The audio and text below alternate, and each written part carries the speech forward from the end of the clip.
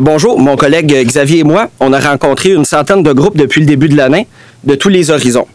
En ville comme en région, des milieux économiques comme sociaux ou environnementaux, des travailleurs comme des étudiants, des personnes âgées et des chômeurs. On a ratissé large pour essayer de vous présenter le portrait qui se dégage au Québec. Tout le monde ne s'entend pas sur tout, évidemment, mais c'est étonnant de voir à quel point tout le monde s'entend sur l'essentiel. Le Québec, c'est pas le Canada. Nos défis sont pas les mêmes. Notre économie n'est pas la même, notre façon de faire non plus. Et tout le monde s'entend pour dire qu'Ottawa doit en tenir compte. Nous, on a dégagé 4 grandes priorités. La première, protéger nos services publics via les transferts. Deuxièmement, rebâtir nos infrastructures par un programme souple, efficace et où l'argent rentre vite. On ne veut pas de brettage ou de chicane. Troisièmement, s'occuper de notre monde, notamment par l'assurance-emploi, qui a été systématiquement démolie ces dernières années. Finalement, réinvestir dans l'économie, mais pas n'importe comment. Il faut que ça réponde aux besoins de l'économie du Québec. Puis, parce qu'on est du bon monde, on offre même des suggestions pour aller chercher des revenus. J'ai eu l'occasion de présenter nos priorités au ministre Morneau il y a 2 semaines. Il avait l'air intéressé. On va voir le 22 s'il est juste poli ou s'il écoute pour vrai. Et comme ce qu'on lui présente, c'est collé sur les vrais besoins du Québec, je m'attends à plus que de la politesse. Là-dessus, je passe la parole à notre porte-parole en revenu, Xavier Barsalou-Duval. Un des premiers éléments qui est ressorti de nos consultations, qui faisait pas mal l'unanimité chez tous les acteurs, en fait, c'était l'augmentation des transferts fédéraux pour la santé. Je pense que ça, c'est quelque chose qui est vraiment essentiel pour le Bloc québécois comme pour le Québec. On le sait, le gouvernement fédéral, lui, ne livre à peu près aucun service ou très peu de services à la population, ce qui fait en sorte, en fait, qu'avec le vieillissement de la population, c'est le Québec qui risque d'assumer les coûts et les dépenses de ça. En fait, même que le directeur parlementaire du budget puis le Conference Board du Canada ont été jusqu'à dire que d'ici 20 ans, le gouvernement fédéral va avoir fini de payer sa dette et que le gouvernement du Québec et les provinces aussi vont être dans le trouble, vont presque faire faillite. Puis ça, évidemment, c'est en fait en raison que le statut de province, c'est pas un statut qui est viable à long terme.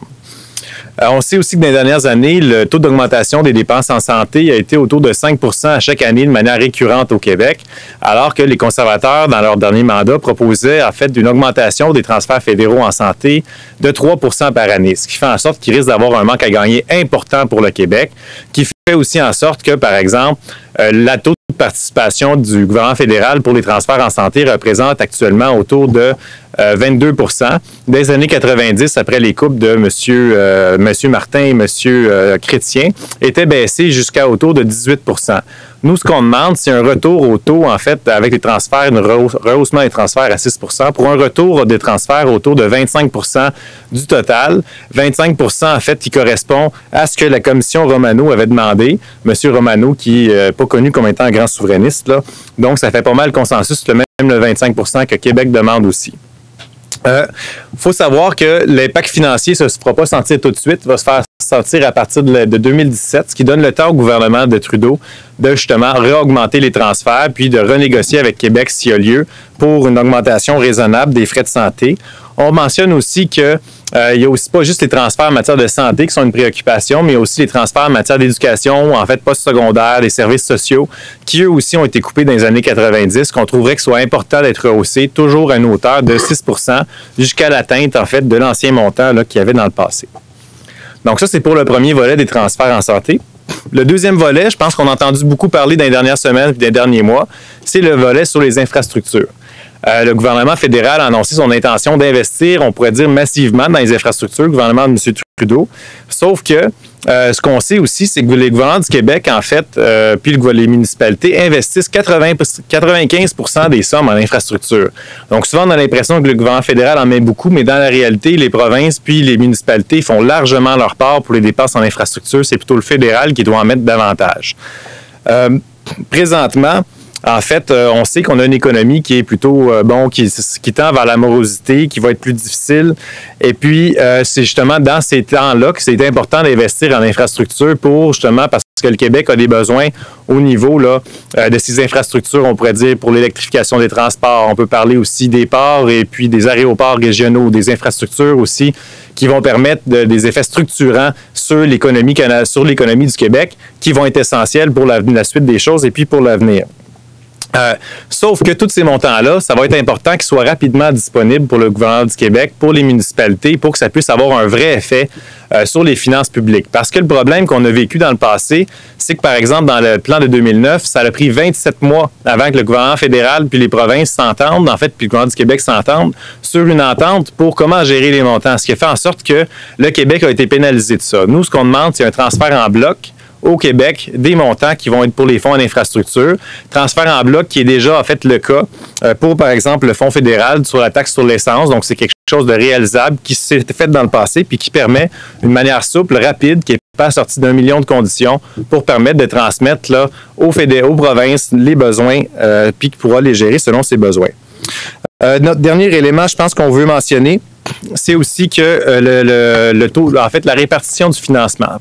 Par le passé, on avait une répartition à peu près 30-30-30, c'est-à-dire 30 gouvernement fédéral, 30 province, 30 municipalité. Dans toutes nos consultations, ça faisait l'unanimité qu'il y a un besoin de modifier ces taux-là pour, en fait, un taux fédéral qui serait plus autour de 50 un taux pour les municipalités qui serait un taux, en fait, d'un tiers, et puis d'un sixième pour les municipalités, puis un tiers pour Québec. Ce qui fait en sorte que, justement, comme le Québec et les municipalités investissent déjà beaucoup, ça fait en sorte qu'on n'a pas besoin de s'étouffer pour pouvoir répondre aux programmes fédéraux, pour pouvoir utiliser cet argent-là. Donc, ça crée encore là, ça débouche plus facilement et plus rapidement l'argent. Et puis, ça permet justement d'investir dans les infrastructures qu'on a besoin au Québec. Bon, troisième point, les services sociaux, principalement l'assurance-emploi. On vous l'a dit, le fédéral livre presque pas de services. Ceux qui relèvent de lui, ben, ils s'en occupent mal. Par exemple, ce que les libéraux et les conservateurs ont fait depuis 20 ans avec l'assurance-emploi, c'est un vrai scandale. C'était censé être une assurance, c'est devenu une taxe à l'emploi. Plutôt que d'assurer les travailleurs en cas de coup dur, on les a laissés tomber. Les femmes, les jeunes, les travailleurs saisonniers, on les a mis dans la misère, puis ils se retrouvent souvent sur l'aide sociale parce qu'ils n'ont pas droit à l'assurance-emploi. À Ottawa, on traite les travailleurs saisonniers comme des fraudeurs. À Ottawa, on est tellement décroché du monde qu'on oublie que ce ne sont pas les travailleurs qui sont saisonniers, mais bien leurs emplois. Du tourisme en Gaspésie, ben, l'hiver, il n'y en a pas beaucoup.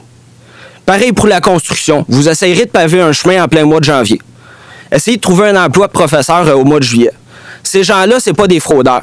C'est pour ces gens-là que l'assurance-emploi avait été mis en place, avait été créée pendant la crise des années 30. Partout sur le terrain, ce que les gens nous ont dit, c'est qu'il faut rebâtir l'assurance-emploi qui a été démolie. C'est ce qu'on demande. L'assurance-emploi, ça doit redevenir ce que ça n'aurait jamais dû arrêter d'être, une assurance.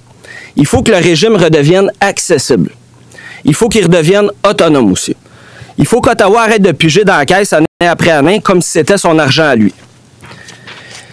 Là, dans les annonces, le ministre des Finances a dit qu'il se mettait une réserve de côté, une immense réserve là, de 6 milliards pour le gouvernement pour cette année. C'est beaucoup trop. Nous, ce qu'on dit, c'est de prendre 4 milliards dans cette réserve-là puis la mettre dans la caisse d'assurance-emploi. C'est la moindre des choses. Surtout là, quand on se souvient que le gouvernement, ben, jusqu'à maintenant, a pigé 59 milliards dans la caisse. Ainsi, il y aura un coussin pour faire face aux éventualités, comme maintenant où l'économie roule au ralenti. On pourrait appeler ça la réserve pour éventualité des travailleurs. Avec ce coussin, il serait possible de recréer le régime, de recréer une caisse autonome, puis d'en faire une vraie assurance. Bon, le fédéral néglige aussi d'autres problèmes sociaux. Par exemple, se loger, ça coûte cher. C'est pourtant pas un luxe. Hein? Il faut réinvestir dans le logement social. Il faut lutter contre l'itinérance. Il faut permettre à nos aînés les plus pauvres de pouvoir manger à leur faim. Le gouvernement fédéral a la marge de manœuvre pour le faire.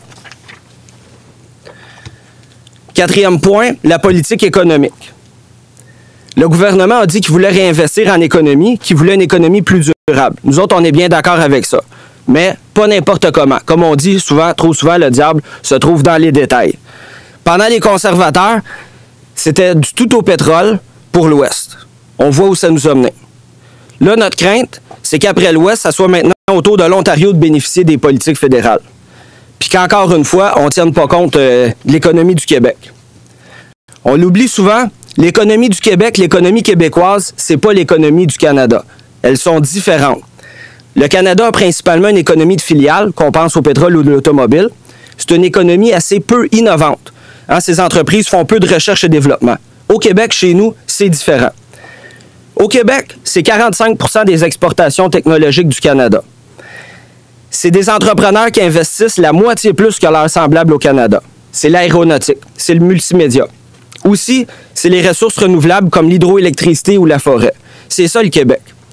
Il faut que la politique économique fédérale en tienne compte. J'ai été étonné de constater à quel point tout le monde qu'on a rencontré s'entend pour demander une politique économique qui réponde à nos besoins.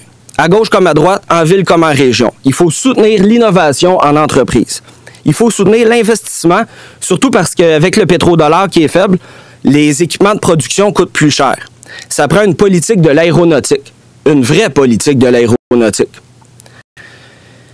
Une politique qui va soutenir les gros joueurs, qui sont des champions du monde, dans ce secteur-là. On le dira jamais assez. Puis ça prend une politique qui soutient aussi nos PME, qui elles aussi innovent. Ce qu'on propose, c'est une véritable stratégie d'innovation. Dans le document, il y a une dizaine de mesures claires, précises, qui répondent aux particularités de l'économie québécoise. Au Québec, on a une économie du 21e siècle. Nos forces, c'est les secteurs qui vont gagner en importance dans l'avenir. La politique fédérale est incroyablement mal adaptée à leurs besoins. Je crains que ça ne s'améliore pas avec le nouveau gouvernement. Il veut faire plus de recherche lui-même, c'est bien. Il veut aussi des chercheurs universitaires qui fassent plus de recherche, puis c'est aussi bien. Mais dit autrement, il veut compenser le fait que les entreprises canadiennes innovent peu. Mais il ne propose pas de soutenir les entreprises québécoises qui, elles, innovent. Ces politiques ne semblent pas tenir compte du fait que le Québec, c'est le moteur technologique du Canada. On ne demande pas la charité. Par exemple, le milliard à Bombardier, c'est 10 fois moins que les 10 milliards à GM. Tout ce qu'on veut, c'est une politique qui réponde à nos besoins. C'est tout. C'est ce qu'on lui propose dans nos demandes budgétaires par des éléments de politique qui font consensus parmi les gens qu'on a rencontrés. Ça, c'était le 4e point. Tantôt, je vous avais dit, on propose aussi d'aller chercher des revenus. On retrouve les détails dans les documents. Je vais m'attarder sur 2 éléments. Premièrement, les paradis fiscaux. On le sait, le Canada est à la traîne dans les pays de l'OCDE quant à la lutte aux paradis fiscaux. Nous, on propose notamment de régler le cas de la Barbade, deuxième pays d'investissement direct étranger. La question des paradis fiscaux, c'est l'éléphant dans la pièce. Sur le terrain, on le voit, tout le monde en arrache, puis pendant ce temps-là, des voleurs en cravate se sauvent avec leur fortune. On le sait, l'argent, ça pousse pas dans les arbres, puis je vous dirais surtout pas dans les palmiers de la Barbade. Aussi, il faut plus d'inspecteurs pour la fiscalité internationale. Donc, s'attaquer aux paradis fiscaux, c'est très important, c'est ce qu'on propose. On propose aussi d'augmenter l'impôt des banques. On se souvient, ils payaient 28 % en 2007. Là, c'est 15 % d'impôts qu'ils payent seulement. On propose, de façon progressive, de augmenter ça à 20 %. Au Canada, le secteur bancaire est protégé. Les entreprises font des bénéfices immenses puis ne se retrouvent pas en concurrence directe avec les banques américaines ou d'ailleurs dans le monde. Donc, les banques font d'immenses bénéfices, elles doivent faire leur part. Il faut aussi s'assurer de réglementer pour pas qu'ils refilent la facture aux consommateurs par les divers frais. Donc, des mesures pour aller chercher les revenus. Tout ça mis ensemble, ce qu'on propose et tout, on arrive aux chiffres à la fin. Donc, dans le document, tout est chiffré, tout est réaliste, tout est crédible. On est parti de la mise à jour économique et financière du gouvernement du 22 février dernier.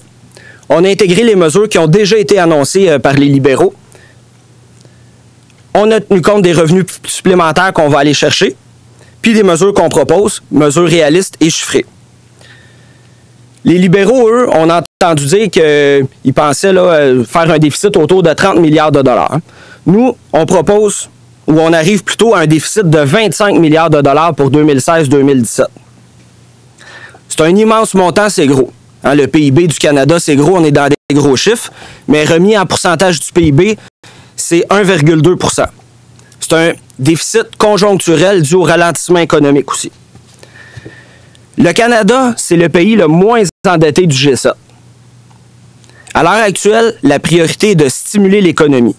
C'est notamment ce que prônent, ce que disent de faire, ce que demandent de toute urgence de faire, par exemple l'institution internationale, le Fonds monétaire international ou encore la revue du monde des affaires, des économistes. Il y a une marge de manœuvre, la priorité, c'est stimuler l'économie. Toutefois, comme je le disais tantôt, le diable est dans les détails. Donc, quand il va arriver le budget, nous, on va s'assurer là, que l'argent serve bien à l'économie du Québec, comme ce qu'on a proposé aujourd'hui. Merci. Vous avez rencontré plusieurs groupes. Peut-être juste nous dire un peu quels sont ces groupes. Et j'aimerais savoir aussi, ces groupes-là, quand vous leur... est-ce que vous pensez qu'ils seraient d'accord avec un déficit de 25 milliards? Bon, on a rencontré plusieurs groupes, par exemple des centrales syndicales, des groupes environnementaux, l'Union des municipalités du Québec, groupes de chômeurs, les groupes communautaires, les groupes d'entreprises. Hein. Xavier, tu as rencontré plusieurs chambres de commerce, le conseil du patronat, ainsi de suite. Beaucoup de tournées dans les régions aussi, un petit peu partout. Donc, les organismes, les MRC, les villes, et puis, comme on l'a dit, la Chambre de commerce de Montréal, le conseil du patronat, l'Institut économique de Montréal. Donc, on a ratissé très large. Donc, tant les groupes plus à gauche que les groupes plus à droite, tant les grandes institutions de Montréal que les petits groupes en région aussi, parce qu'on trouve que c'est important que tout le monde soit représenté puis que nos positions soient basées sur des assises solides, puis ça, sur quoi les gens veulent aussi. On a, sur la question du déficit, c'est pas l'unanimité des groupes qui étaient d'accord avec ça, mais je dirais la grande majorité. Ce qu'on nous dit, la crainte, c'est que le déficit annoncé du gouvernement soit juste causé par une baisse des revenus, alors qu'un ralentissement économique est important de stimuler l'économie, par exemple dans le programme des infrastructures, puis on l'a entendu de la grande majorité des groupes. C'est-à-dire que la plupart des groupes ne nous parlaient pas vraiment de déficit, ils nous parlaient davantage des besoins en infrastructure et des besoins de relance de l'économie. Mais sur les infrastructures, pourquoi demander que l'argent aille à Québec et que ça passe nécessairement par Québec et d'ajouter une étape? Pourquoi pas le verser directement aux villes si vous voulez que ça aille vite? Bien, en fait, c'est parce que quand l'argent passe directement premièrement, il y a 3000 municipalités, 2000, 3000 municipalités au Québec. Donc, ça fait beaucoup d'acteurs avec lesquels entrer en discussion puis ou à qui envoyer de l'argent. Si on se met à disséminer, en fait, tous ces petits chèques-là à toutes les municipalités, au bout de la ligne, on n'y arrivera pas d'un côté. Et puis, d'un autre côté, les politiques du gouvernement fédéral, souvent, vont arriver avec des conditions, vont arriver avec des règles probablement qui seront, en fait, en conflit et n'est pas du tout en concordance avec les politiques de Québec. Donc, le but, en fait, c'est qu'on ait une politique qui soit crédible et puis qui soit cohérente aussi. Non? Vous avez un dossier en particulier auquel vous venez? Ben là, ici, on a vraiment élaboré 4 grands thèmes. On tient grandement aux 4 grands thèmes. Donc, la question des transferts, c'est terrible. Hein? Xavier le disait, là, les différents rapports de recherche montrent la situation des provinces va être intenable dans les années à venir avec des déficits structurels. Ils vont être en faillite alors que Ottawa va avoir remboursé sa dette. Donc, c'est terrible. Les besoins d'infrastructures sont immenses. L'assurance-emploi, les services sociaux, les besoins sont là. Puis même chose, ça nous prend une politique économique qui réponde à nos besoins. C'est pas vrai qu'on va payer des impôts juste pour développer le modèle économique du reste du Canada.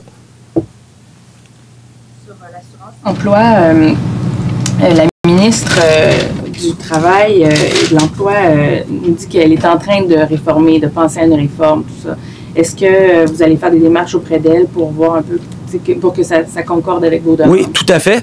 Puis on salue cette initiative-là. Toutefois, il semble que la réforme qu'elle veut faire, c'est plus un rapiessage, alors qu'on a besoin d'une réforme complète. Par exemple, en faire une caisse autonome, puis que la caisse l'assurance soit vraiment accessible à la population.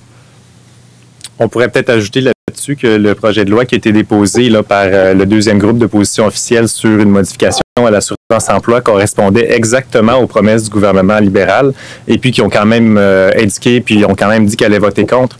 Donc, quand on voit une tendance comme ça, c'est quand même inquiétant aussi au niveau des orientations. Peut-être juste rapidement pour faire le point, M.